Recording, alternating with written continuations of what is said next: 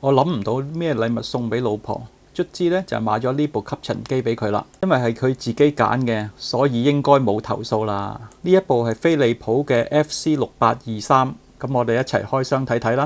呢一部特別之處呢，佢就用咗方形嘅吸管嘅，同一般就唔同嘅。以前我用開都係圓形嘅。成日做 DIY 嘅朋友呢，最頭痛就係做完之後呢要清理場地。咁所以一部好用嘅吸塵機呢，就一定唔少得㗎喇。好，首先就係睇下個扒先。呢個扒嘅重量都幾重嘅。咁佢裏邊呢係有摩打嘅。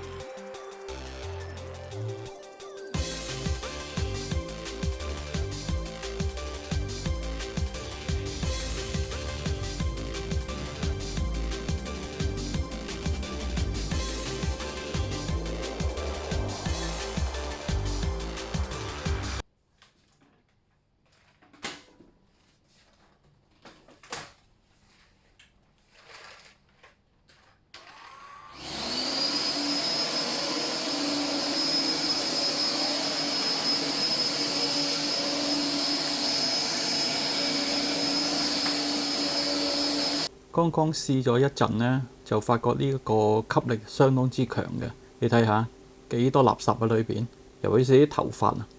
初用呢係有啲重嘅，而家開呢個就係普通嘅，呢個就係高速嘅。總共呢就係有2檔。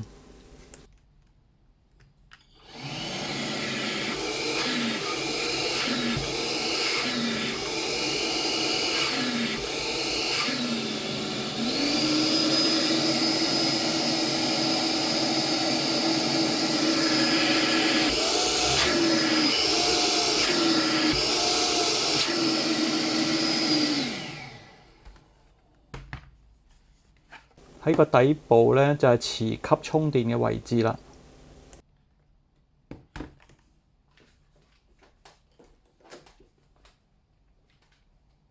呢一個呢，就係磁吸嗰個插頭，就係咁樣吸落去個底就可以充電噶啦。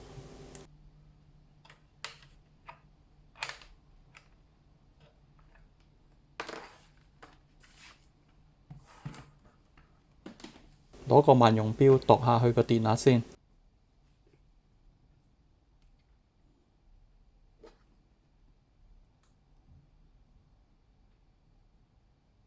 大約係32.5伏嘅。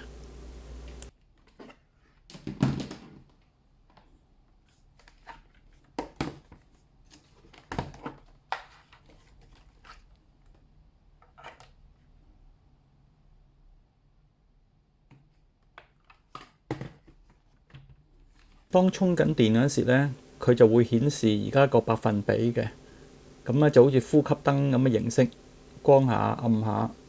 而家係70%。充電嘅期間呢係唔可以用嘅，你推唔着佢嘅。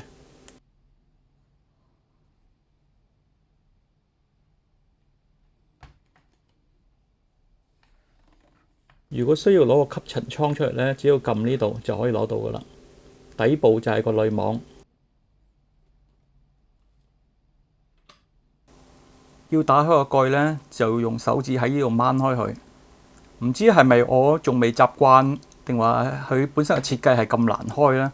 我覺得真係唔係好方便嘅。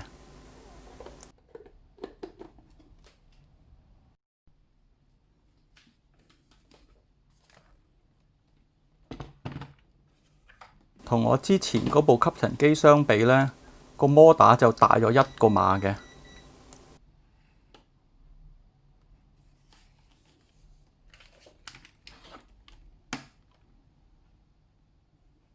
係咪爭好遠呢？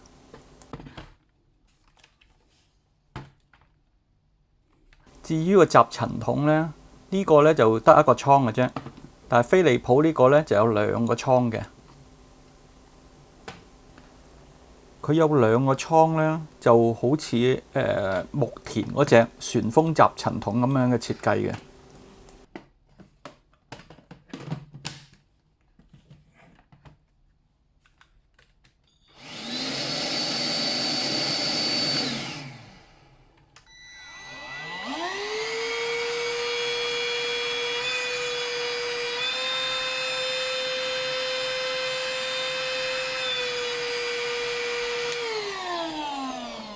噪音呢都係飛利浦比較大啲嘅。飛利浦嘅型號呢，佢係用25.2伏嘅鋰電嘅。咁而充電嘅時間呢，就需要5個鐘頭。咁其實都算相當之耐嘅。